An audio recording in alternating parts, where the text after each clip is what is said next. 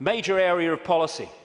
The American administration is utterly awash with Rothschild Zionists, and that is not by accident. It's because they're agents of the dynasty or agents of the control system.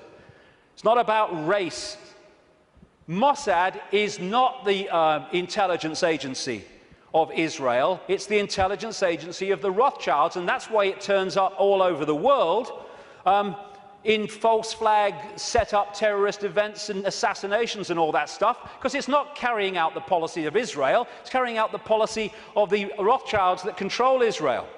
Now let's look at 9/11.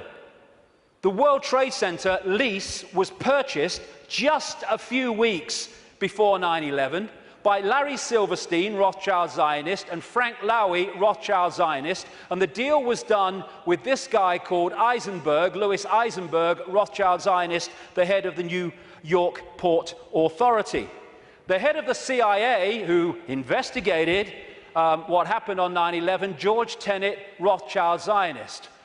The Patriot Act, which was brought out, the Orwellian Take Your Freedoms Away Patriot Act in America, was co-authored, justified by 9/11, though it was written before because they knew it was coming, by Michael Chertoff, whose mother was a Mossad agent and who became the second head later of Homeland Security, an organization Orwellian that was justified by 9/11.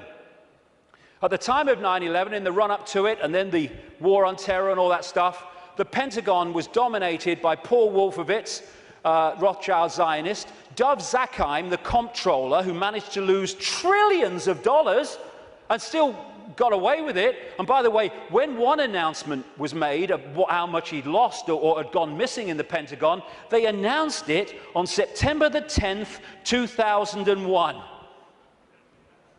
I wonder if they realized that because of that, it would never see the light of day.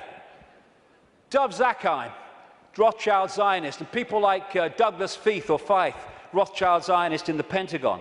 Now, as I've said earlier, the Bush administration was dominated and controlled by what became known as the neocons, the neoconservatives, which were a Rothschild Zionist organization, led by people like Richard Pearl, Rothschild Zionist, William Crystal, Rothschild Zionist, John Bolton, Rothschild Zionist, in belief in nothing, if nothing else.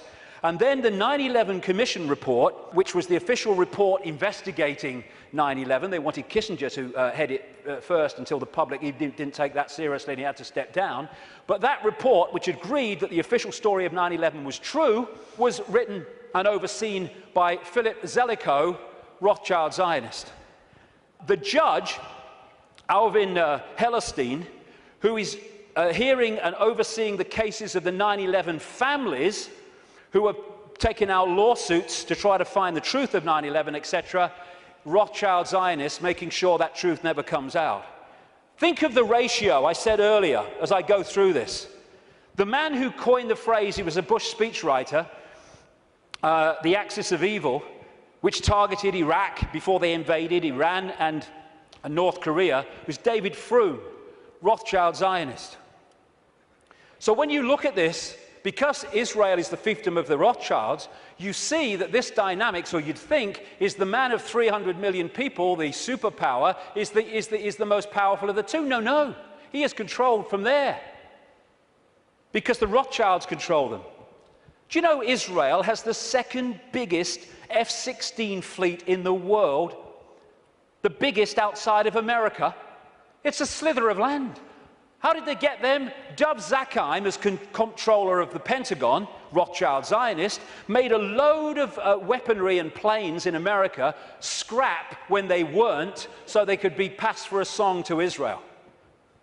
These two guys, they produced a book last year, The Israel Lobby and US Foreign Policy, and they say this: Israel receives about $3 billion in direct foreign assistance each year, which is roughly 1/5 of America's entire foreign aid budget. In per capita terms, the United States gives each Israeli a direct subsidy worth about $500 a year. This largesse is especially striking when one realizes that Israel is now a wealthy industrial state with a per capita income roughly equal to South Korea and Spain.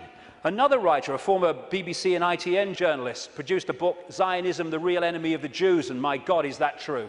And he points out, Jewish people make up less than 2% of the American population, but account for 50%, I would say Rothschild Zionists, 50% of the political campaign contributions. And that's why, no matter how these people argue at election time, including this country and others, they're all agreed on one thing. What goes on in Gaza? Keep quiet, keep your head down. And I block that out because I don't want anyone to see what's behind it. It's horrific. This man, magnificent Israeli, called Mordecai Vanunu, went to jail for 18 years for revealing the truth that Israel is a nuclear power. He's still got massive restrictions on his movement and what he can say.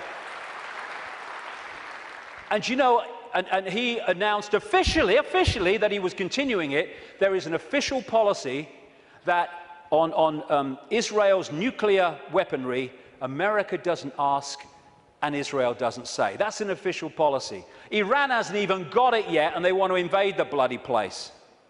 This lady, Kay Griggs, was married to a colonel in the United States Marine Corps, and as a result, she was given a tour of